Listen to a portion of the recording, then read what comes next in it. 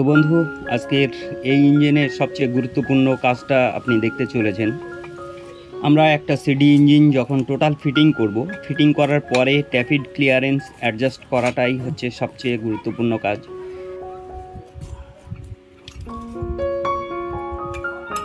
এই ট্যাপিড clearance adjust যদি সঠিকভাবে করা যায় তাহলে ইঞ্জিনের কয়েকটা দিকে আপনি সুফল দেখতে পাবেন। যেমন ইঞ্জিনের সাউন্ডটা খুবই সুন্দর হবে, আর দ্বিতীয়ত ইঞ্জিনটা লোড নেবে, আবার ওই সঙ্গে সঙ্গে তেলটাও কিন্তু আপনার কম লাগবে।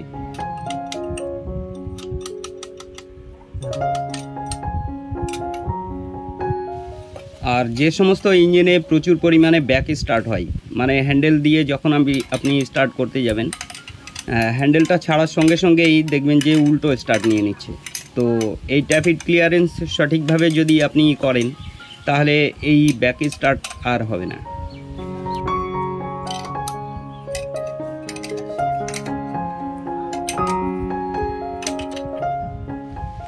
এই ইঞ্জিনটায় বেশ কয়েকটা প্রবলেম ছিল, সেগুলো তো অবশ্যই দেখেছেন, আগের পার্টগুলো আপনি হয়তো দেখেছেন। তো তবুও আর একটা বার বলে দিই, ইঞ্জিনটা স্টার্ট হচ্ছিল না, ওভারহিট হচ্ছিল, মোবিল শর্ট হচ্ছিল, আর লোড নিচ্ছিল না, আর মিসফায়ার ছিল। তা যাই হোক, এক এক করে আমি সব জায়গাগুলো আপনাদের দেখিয়েছি। এবার সবচেয়ে গুরুত্বপূর্ণ কাজটা আপনাদের দেখাই, ট্যাপিড ক্লিয়ারেন্স অ্যাডজাস্ট কিভাবে করতে হবে আর সঠিকভাবে করার নিয়মটা কী।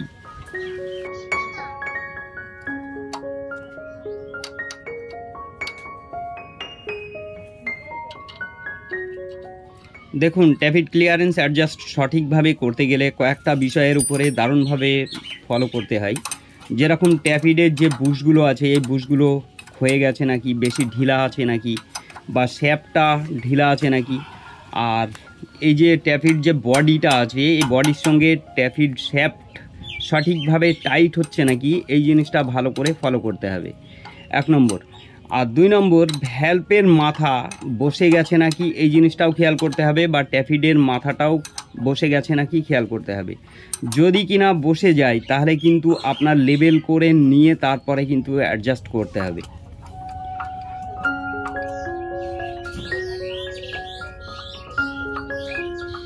এবার চাকাটাকে ঘুরিয়ে আপনি ট্যাপিডটাকে দেখবেন যে কোন জায়গাটায় আপ ডাউন করছে, মানে দুটোই সমানভাবে আপ ডাউন করাতে হবে।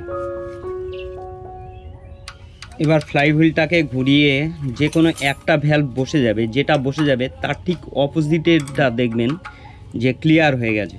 এইখানে আপনি লক নাটটাকে খুলে যতটা পরিমাণ অ্যাডজাস্ট করার প্রয়োজন ততটা আপনি করুন। তবে একটা জিনিস ফলো করবেন, এই ট্যাপিড যত ক্লিয়ার হয়ে যাবে তত কিন্তু ইঞ্জিনের সাউন্ড খারাপ হবে, আর যত ক্লিয়ার কম রাখবেন তত ইঞ্জিনের সাউন্ডটা গম্ভীর হবে, খুব সুন্দর একটা সাউন্ড চলে আসবে। এবার ট্যাপিড ক্লিয়ারেন্সের সাউন্ডটা একটু শুনুন, ঠিক এইভাবে রাখার চেষ্টা করবেন যদি আপনি আইডিয়া করে করেন। তো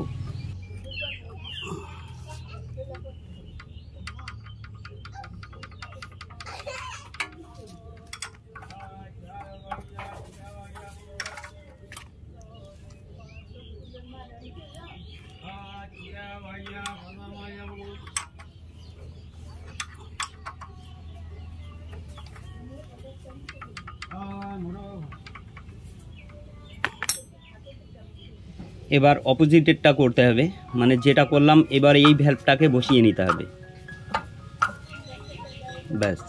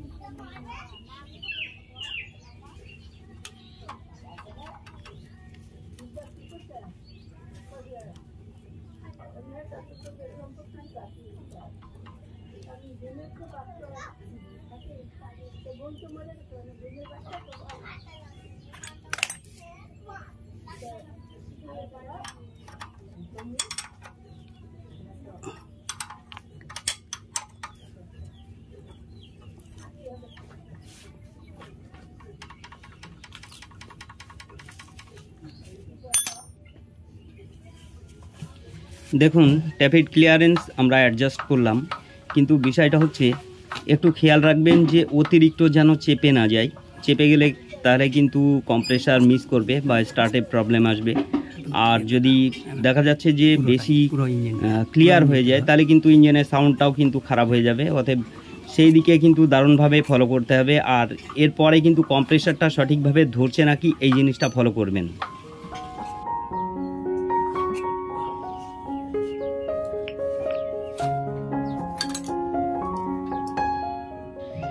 এবার এই ট্যাপিড ক্লিয়ারেন্স অ্যাডজাস্ট করতে গেলে আমাদের 4টে বিষয়ের উপরে দারুণভাবে খেয়াল করতে হয়।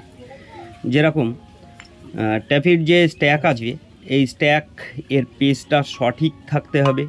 দেখা যাচ্ছে যে অনেক সময় পেস দুর্বল হয়ে যায়, টাইট দিলে পারে সঠিকভাবে টাইট হয় না, এই একটা দিক। আর দ্বিতীয়ত ট্যাপিড বডি আছে, এই বডি শ্যাফটের সঙ্গে অনেক সময় ঢিলা হয়ে যায়। তো এই জিনিসটা অবশ্যই খেয়াল করতে হবে যাতে টাইট করা যায়। শ্যাফটটাকে যথেষ্ট পরিমাণে টাইট না করতে পারলে ট্যাপিড যখন প্রেসার দেবে, স্প্রিংয়ের একটা প্রেসার থাকে, সেই প্রেসারে কিন্তু ওই শ্যাফট যতটুকু পরিমাণে নড়াচড়া করবে মানে কি হিলবে ততটাই কিন্তু প্রবলেম গিয়ে দাঁড়াবে। এই জিনিসটার উপরে দারুণভাবে খেয়াল রাখবেন। আর 3 নম্বর, ক্যামশ্যাফটের সঙ্গে পেনিয়ামটা সঠিকভাবে টাইট আছে নাকি এই জিনিসটা দারুণভাবে আপনার ফলো করতে হবে। আর 4 নম্বর, ক্র্যাঙ্কশ্যাফটের সঙ্গে পেনিয়ামটাও সঠিকভাবে টাইট আছে নাকি এটাও আপনার দারুণভাবে খেয়াল করতে হবে। অতএব এই 4টে জায়গা আপনি যদি সঠিকভাবে করতে পারেন, করে আপনি ট্যাপিড ক্লিয়ারেন্স যদি সঠিকভাবে রাখতে পারেন তাহলে সঠিকভাবে ইঞ্জিনটা চলবে। তা যেহেতু কমপ্লিট হয়ে গেছে, চলুন আমরা এবার স্টার্ট দেব।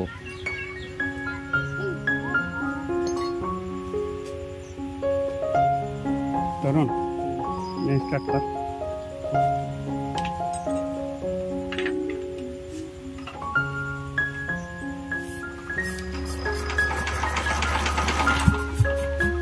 পিক আপ সামান্য।